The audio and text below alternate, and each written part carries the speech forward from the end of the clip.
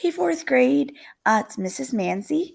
I have your read aloud for today. It's called The Trouble with Time Travel by Stephen W. Martin, and it's illustrated by Cornelia Lee. This is science fiction. We're going to be doing some work this week with other sci fi books, and I thought it would be a great way to introduce our genre this week. Okay, so it says Max and her dog Boomer are in trouble. Max has smashed a vase and decides to build a time machine to prevent her grandmother from finding out. Let's read.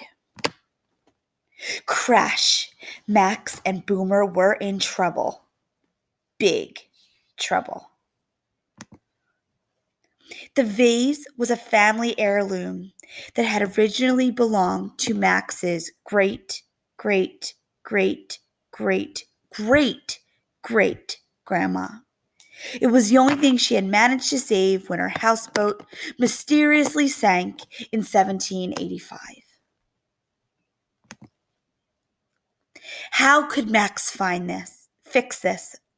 She had to think fast. Thankfully, that's what she did best. Then it hit her. She could come clean, or she could build a time machine. Surprisingly, it was pretty easy. The plan was simple. All she had to do was travel to the past and smash her great great great great grandma's vase. And then there would be nothing for her to break in the future. Brilliant. Hopefully, it would work. The risks were huge. They could completely tangle the string of time. Or worse, Max and Boomer could end up stuck somewhere forever. Still, she had no choice. She had to try. Kaboom! Max immediately regretted her decision.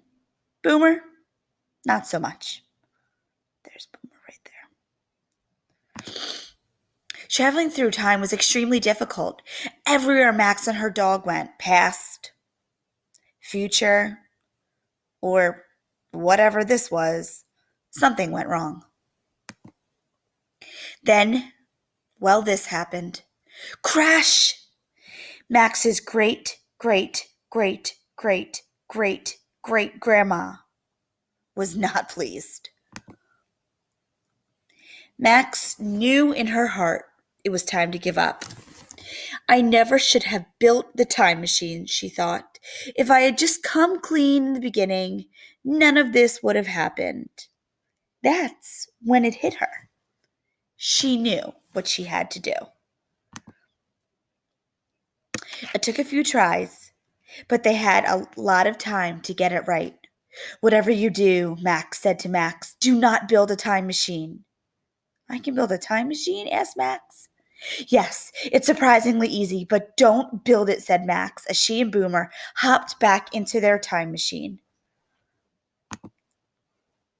That was strange, thought Max, as she watched herself disappear into a ball of lightning and smoke. Oh well. Max picked up Boomer's frisbee and tossed it with all her might. Fetch! The end. So what do you think will happen next? And what elements do you think of that story made it science fiction? Time travel is definitely something that we see in the genre of science fiction.